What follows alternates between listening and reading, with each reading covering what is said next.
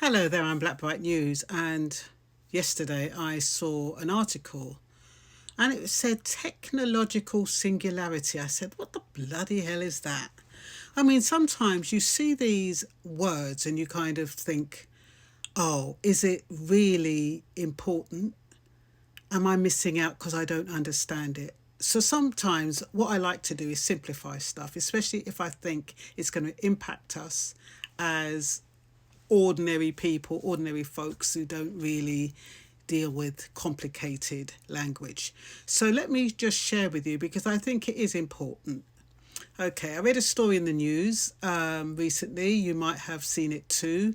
It's another group of futurists, AI experts, people with impressive titles and even more impressive access, saying we may be approaching what they call the technological singularity, a moment where artificial intelligence doesn't just assist humans anymore, but surpasses us, outpaces us, begins improving itself faster than we can keep up with.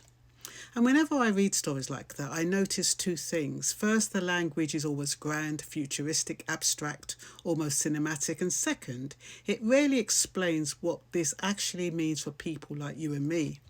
People doing the school run, checking their bank balance, applying for work, trying to book a GP appointment, or just wondering why life feels harder to navigate than it did a few years ago.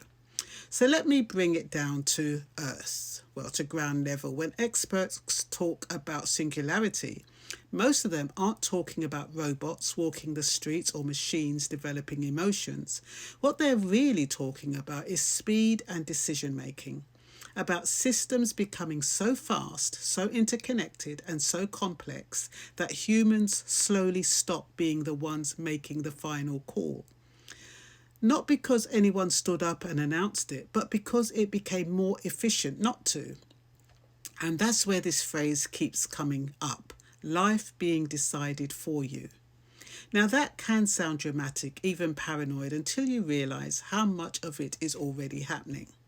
Imagine applying for something ordinary, a loan, a flat, a job, a benefit.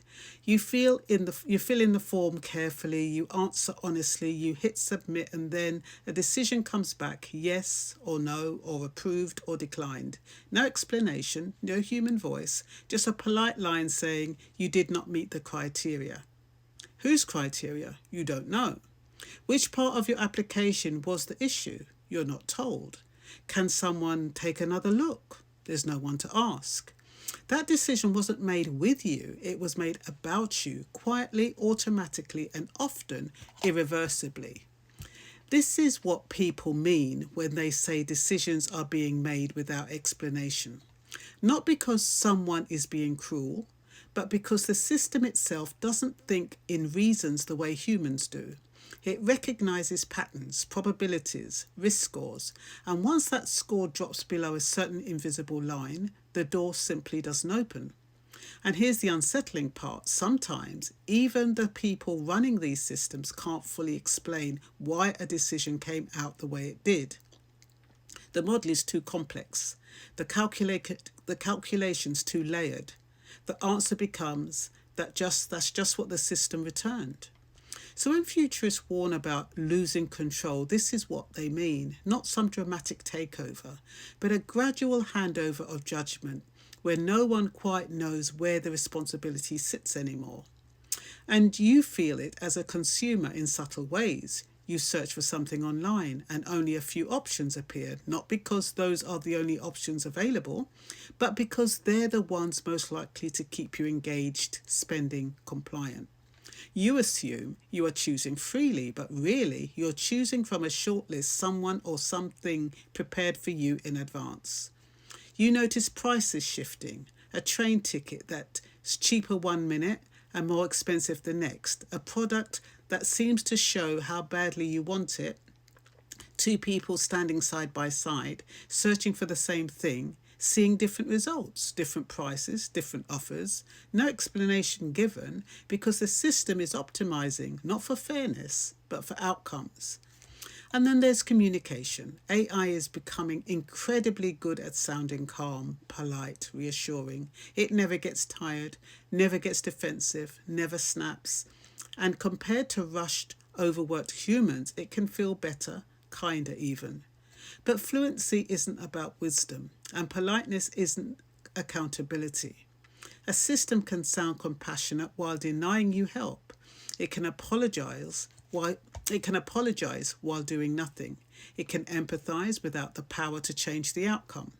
And if you're not careful, you start mistaking smooth communication for care. This is where the singularity conversation becomes less about intelligence and more about presence, about whether humans remain in the loop or quietly step outside of it. Because here's the thing, humans are slow, we're inconsistent, we make mistakes, but we also understand context. We recognize hardship. We notice when someone doesn't quite fit the box but deserves a chance anyway. Machines don't do that unless we explicitly design them to, and even then, only within limits. So the real question isn't, will AI become smarter than us? In some ways, it already is. The real question is, what do we stop questioning once we trust the system too much? What do we stop questioning once we trust the system too much? When a decision feels final because the computer says no, when there's no clear path to appeal, when efficiency replaces explanation, when convenience quietly overrides consent. This is why some of the very people building these systems are now raising alarms, because they can see how easy it is for power to drift, for responsibility to dissolve into code, for society to become dependent on tools we don't fully understand and can't easily challenge. And ordinary people feel it first, not as a headline, but as a frustration, confusion, a sense that doors are closing without anyone actually slamming them. So should we be afraid? Fear isn't helpful. Panic isn't warranted, but awareness is essential. Because technology doesn't arrive with values attached. We give it values through the rules we set, the safeguards we demand, and the places where we insist a human voice must always remain. The singularity, if it comes, won't arrive with a bang. It will arrive quietly, disguised as convenience, as speed, as progress. And one day we'll look up and ask, when did this stop being a conversation? That's the moment to pay attention. Not because machines are becoming monsters, but because humans risk becoming absent. And the future at its best was never meant to be decided without us. And so I hope that makes sense. In a nutshell, it's more or less saying that because the machines, the technology is built to make decisions for efficiency, it doesn't have no room for empathy. And we have known that, really.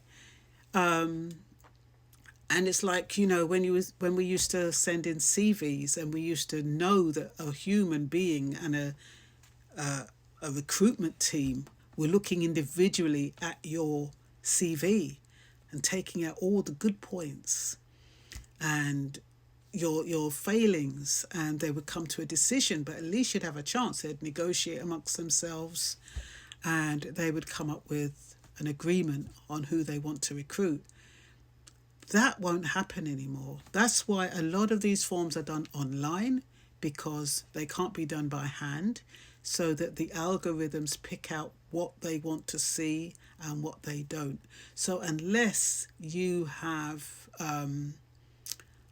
know what that job is exactly looking for, you can put your best in, but if something's missing, it could well be one of those letters that you receive that says, the criteria is denied. I'm not quite sure how they work, but I just thought I'd share this with you because I thought it was an interesting concept, really, because we do take a lot of things for granted. We do think that we're dealing with people when we're sending forms in for loans or whatever it is, and we forget that people are slowly disappearing and it's all being left to machines who make the decisions for us. So that's all for now. I'm sure you're preparing for Christmas. So let's take care now, and you be good. Bye-bye.